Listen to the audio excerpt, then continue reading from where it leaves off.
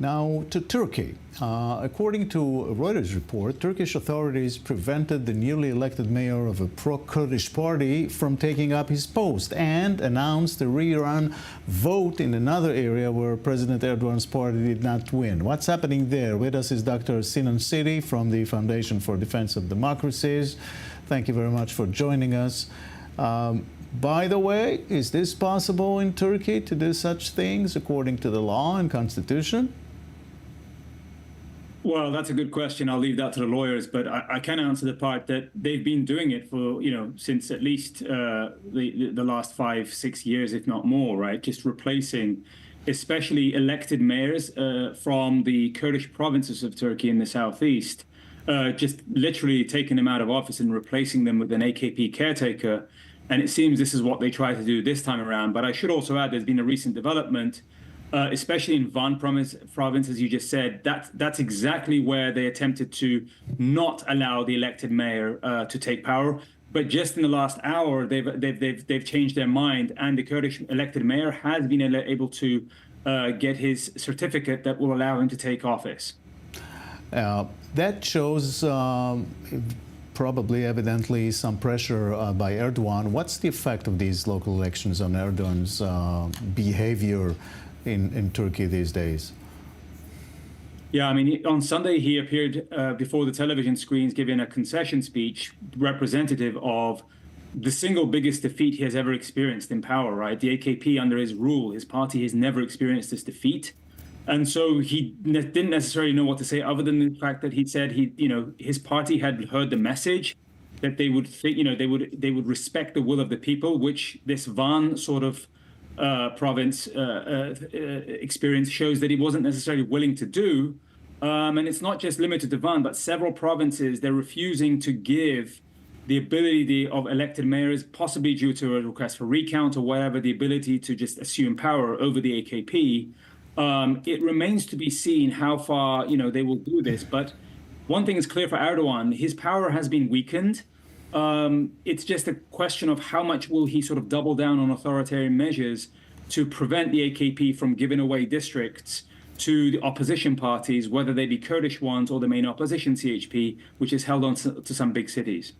But it's not like there's a serious threat politically to Erdogan. He's still in for the whole term, right? Right. As far as his presidency is concerned, there's nothing that threatens that now. He's still in power. He still controls the state. He controls basically all the institutions, such as judiciary and law enforcement. But there is a question mark now to the extent to which Erdogan's days in office, whether it's 2028, 2027, is limited simply because the tidal wave of votes that really against the AKP on Sunday was so massive.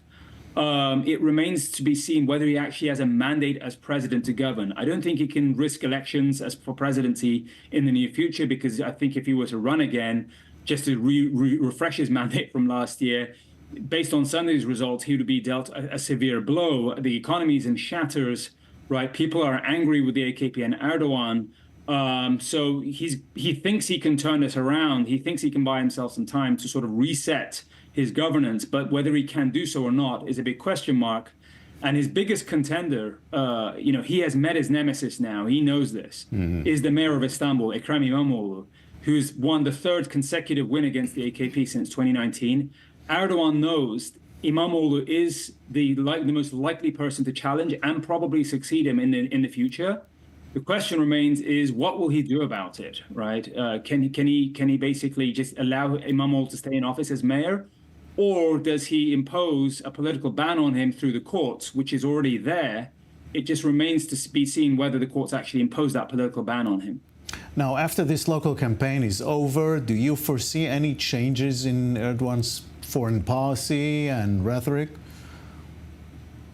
We'll have to watch, because he has to be very careful, because one of the things he's interested to quell public anger about the economy, whatever, is essentially make Turkey an investment-grade country, right? In order to do that, in domestic policy, he has to sort of ensure calm, which I'm not sure he can do. But also foreign policy-wise, if to the extent that he escalates or continues to sort of double down on things like his support of Hamas, But also, if he was to go down a road of anti-Americanism, anti-Western rhetoric, that's going to sort of scare away any sort of prospective inward investment that's going to come. We should remember that he has been, the American government has not confirmed this, but, the Turkish government has said that he will be visiting the White House on May 9 to visit with President Biden. That's still on the books. So he doesn't have the luxury of essentially just escalating rhetorically, both from the perspective of economic gains, but also from the perspective of, I think, keeping up his White House visit. All right, Dr. Sinan Ciddi, thank you very much for that. Thank you.